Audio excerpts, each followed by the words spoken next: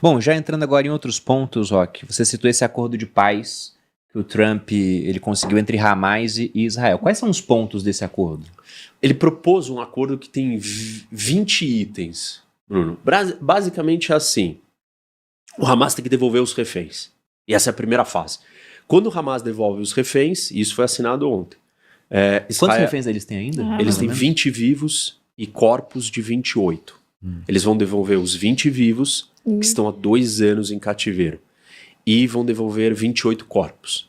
Em troca, Israel vai entregar praticamente 2.000 presos.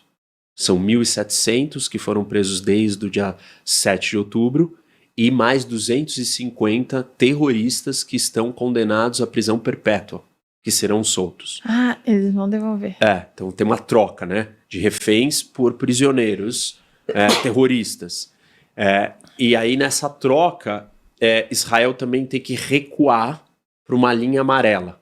Israel está avançado dentro do território de Gaza, Israel tem que ficar mais retraído, ocupando uma faixa pequena do território, não se retira totalmente ainda, a retirada total só vai acontecer depois das outras fases. Quais são as outras fases? São as mais difíceis e são as que o Hamas até agora não aceitou. Desarmar, entregar o poder e ir embora de Gaza. Então, o Hamas fala, não, eu não vou entregar, eu posso entregar minhas armas de ataque, mas eu quero manter um arsenal de defesa. Não existe isso. Né? Tem arma que é só de defesa agora. Isso. Qual que é o arsenal de defesa de uma organização terrorista como o Hamas? Eu quero ficar com os túneis. Não, você não pode ficar nos túneis. Você tem que abandonar o comando de Gaza. Ou seja, o Hamas tem que aceitar que ele não vai ser mais Hamas. Que ele não vai estar mais lá. E aí eles deixam o Hamas embora, ou esses restos que sobraram, né, dos terroristas, irem embora viver em outro país exilados. Os países que quiserem recebê-los. Então, essa segunda parte é muito difícil. Aí, quando acontece essa segunda parte, entra uma força internacional de segurança que vai trazer ordem para Gaza e vai ajudar a governar Gaza junto com um grupo de palestinos tecnocratas que não são ideologicamente alinhados com nada, mas são técnicos. Você é um economista, você vai ser ministro das finanças, você é um médico, você vai ser o ministro da saúde, seria isso. Isso vai estar sendo governado por um conselho, o presidente desse conselho é o Trump. E tem um cara que seria um governador de Gaza, que é o Tony Blair, o ex-primeiro-ministro britânico. E aí nesse conselho sentam os países árabes e um monte de outras pessoas, instituições, organizações. E aí, conforme Gaza vai tendo a capacidade de se autogovernar, Israel vai se retirando mais. Até que Israel se retire por completo, mantendo apenas uma faixa na fronteira como um buffer para se proteger de eventuais problemas. Quando eventualmente Israel tiver certeza que Gaza está desmilitarizada, desradicalizada, aí Israel se retira por completo e nesse momento essa força internacional toda sai e entrega a autoridade para os palestinos e aí abre o caminho para a construção ou para a negociação definitiva de um Estado. O acordo, ele diz... Me parece Israel, muito utópico. É muito perfeito, mas ele tem algumas coisas interessantes. Ele força os países árabes a falarem, aceitarem coisas que nunca foram aceitas totalmente. E força Israel também a aceitar coisas que existe discussão dentro da sociedade israelense. Tipo, Israel não pode ocupar Gaza, Israel não vai ficar em Gaza. Então, essas coisas foram aceitas pelo Netanyahu. Que tinha uma visão diferente anteriormente. Isso. Que ele queria ocupar porque tudo, ele tem uma coalizão dentro do país que uma parte da coalizão dele não quer isso. E, inclusive, ele corre o risco, se o acordo der certo, dele cair. Ele perdeu o poder. O Trump está dizendo que ele vai para o Oriente Médio, vai para Israel e vai fazer um discurso no Knesset, que é o parlamento israelense. E óbvio que certamente esse discurso tem essa intenção de ir lá, o presidente americano entrar ali dentro e mandar um recado claro para os membros dessa coalizão que estão segurando o Netanyahu e que são contra, falar, amigão, tá na hora de vocês aceitarem, eu não quero que o Netanyahu saia do poder, mas vocês não podem derrubar ele porque não foi do jeito que vocês queriam, né? Meio que intimidar a galera.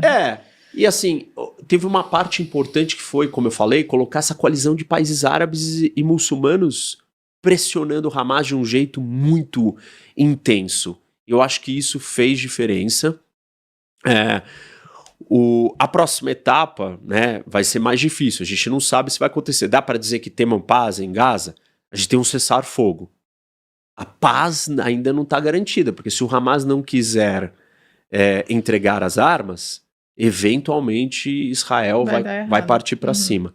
O Hamas vai perder bastante alavancagem de poder, porque não tem mais os reféns. Então vai ser uma situação difícil.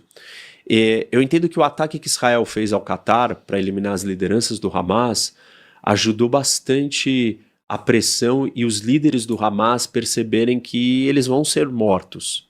E talvez tenha um ou outro ali dentro que considerou isso. Porque a gente tem que levar em conta que o Hamas é uma organização suicida. Então até aí eles não estão preocupados em morrer. Uhum. E isso que causa grande parte do problema. Será que os cabeças têm essa mesma mentalidade? Isso, então. Esses cabeças bilionários que moram no Catar, Eles a achavam coisa apertou para algum deles. Porque, inclusive, tentaram matar eles e eles sobreviveram ao atentado. E não dá para descartar que o próprio Catar avisou eles, ou sabia de alguma forma, e meio que o ataque foi todo telegrafado ou combinado para criar essa situação neles. Falar, ó, nem nós vamos conseguir te proteger. A água tá chegando no nariz. Isso. E esses mesmos que sobreviveram ao ataque no Catar estavam no Egito ontem assinando, negociando presencialmente. Eles foram. O genro do Trump também foi, o Kushner, além do Steve Witkoff.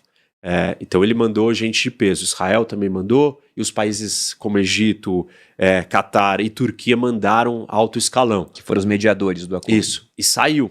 Então a primeira fase aconteceu. Claro, a gente tem que ser cauteloso, porque ainda não foram entregues. Serão entregues provavelmente no domingo, daqui 3 dias, 2 dias. E aí, se forem entregues, a gente tem um grande avanço. Um avanço de verdade. E como é que fica a questão da Cisjordânia? Porque os palestinos veem a base para um futuro Estado palestino no território de Gaza e também a Cisjordânia. Eles tocaram nesse ponto? Tocaram de uma forma indireta, que é o seguinte. Em última instância, quem vai governar Gaza é uma nova autoridade palestina.